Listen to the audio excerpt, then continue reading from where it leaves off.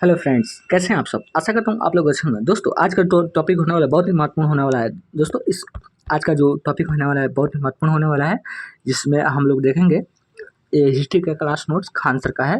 ठीक है, इसमें हम लोग ऋग्वेद के यमुना की कितनी बार उल्लेख मिलता है। ठीक है, वन लाइनर कुछ क्वेश्चन है। ठीक है, इस वीडियो में आज हम लोग डिस्कशन करेंगे। दोस्तों आपसे एक रिक्वेस्ट है, अगर चैनल पर पहली बार विजिट करें चैनल को सब्सक्राइब कर दें और साथ में बेल आइकन प्रेस कर दें। दोस्तों अगर इसका पीडीएफ चाहिए तो आप टेलीग्राम से, जिसका लिंक डिस्क्रिप्शन में दिया गया है, वहाँ से आप इसका पीडीएफ प्राप्त कर सकते हैं। तो चलिए वीडियो को बिना देर के वीडियो को स्टार्ट कर लेते हैं। ऋग्वेद में यमुना का कितनी बार उल्लेख मिलता है? तो 3 बार। वैदिक काल में मुख्य विवाह संस्करण कहलाता है पाणिग्रहण। आगे देखेंगे हम लोग, किसने उल्लेख किया कि ब्राह्मण को वसंत में, क्षत्रिय को ग्रीष्म में, वैश्य को शीत में और रथकार को वर्षों में अग्निहोत्र करना चाहिए? तो तैत्तियर ब्राह्मण में। आगे देखेंगे हम लोग, किस विवाह के अंतर्गत कन्या के पिता अथवा उसके संबंधी द्वारा धन लेकर कन्या का विवाह करना आता है? असुर। किस वेदांग में हमें शब्दों का व्यक्तिगत संबंध पता चलता है? तो निरुक्त। आगे देखेंगे हम लोग, वैदिक सभ्यता का मुख्यतः किन क्षेत्रों में केंद्रित थी? तो पंजाब और दिल्ली। आगे देखेंगे, वैदिक में 10वें मंडल में किसका उल्लेख पहली बार मिलता है? तो हम देखेंगे शूद्र की।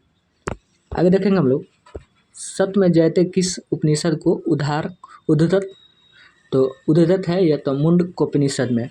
सर्वप्रथम किस उपनिषद में ब्रह्मचर्य, गृहस्थ, वानप्रस्थ एवं संन्यास द्वारा आश्रमों का वर्णन किया गया है?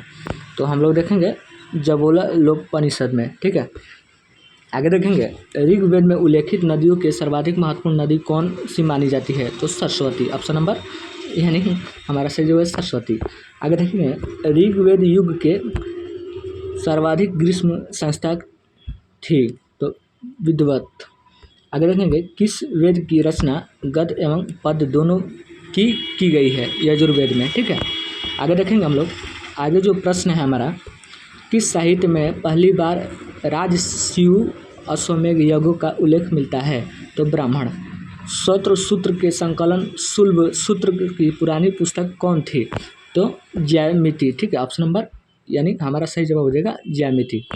ठीक है, आगे देखेंगे हम लोग, किसने उत्तरी ध्रुव को आर्यों के मूल निवास स्थान बताया है? तो बाल गंगाधर तिलक ने। प्रारंभिक वैदिक काल समाज मुख्यतः किस प्रकार पर आधारित है? तो पशुपालन पर।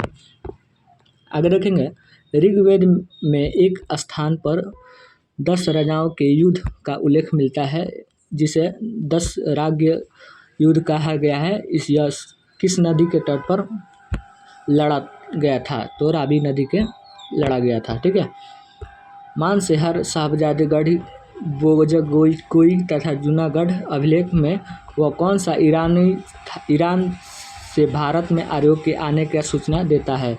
तो बोगजकोई।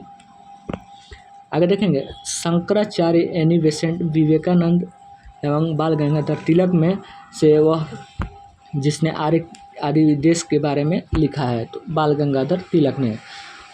पुरुष मेध का उल्लेख हुआ है? तो सतपथ ब्राह्मण में।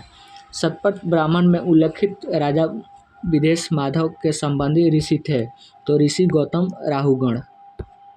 ठीक है, गोत्र शब्द का प्रयोग सर्वप्रथम हुआ था? तो ऋग्वेद में। गोत्र प्रांत की स्थापना हुई थी? तो हम लोग देखेंगे उत्तर वैदिक काल में। तो ऋग्वेद काल में जनता मुख्यतः विश्वास करती थी बलि एवं कर्मकांड में। ठीक है,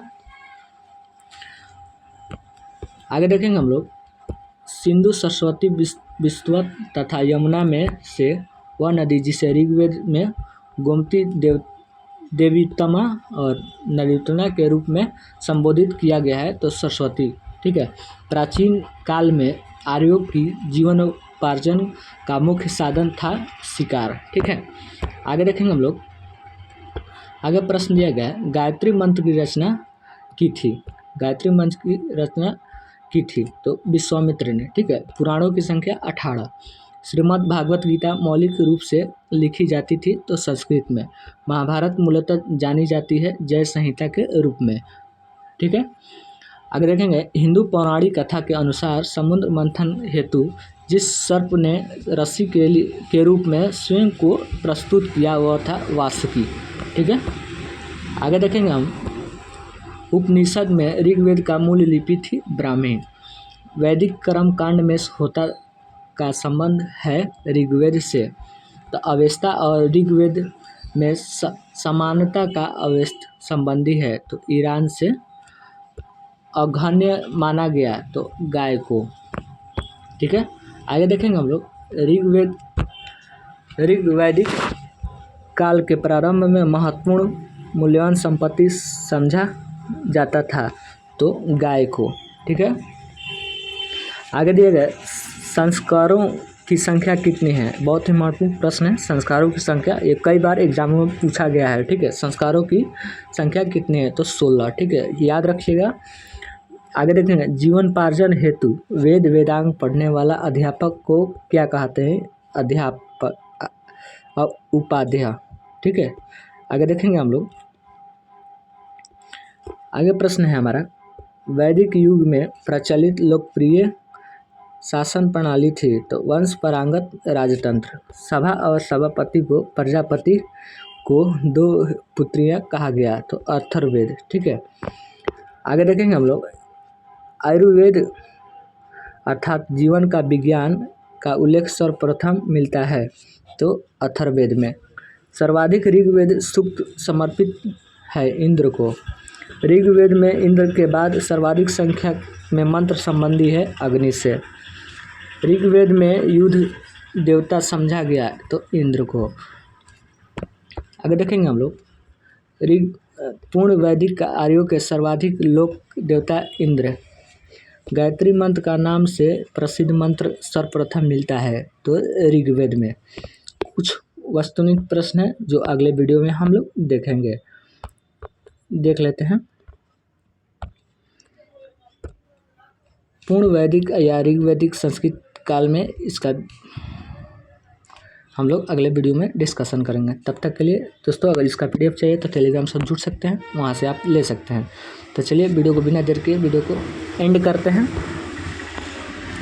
दोस्तों अगर आप चैनल को पहली बार विजिट करें चैनल को सब्सक्राइब कर दें और साथ में बेल आइकन को प्रेस कर दें। तब तक के लिए जय हिंद।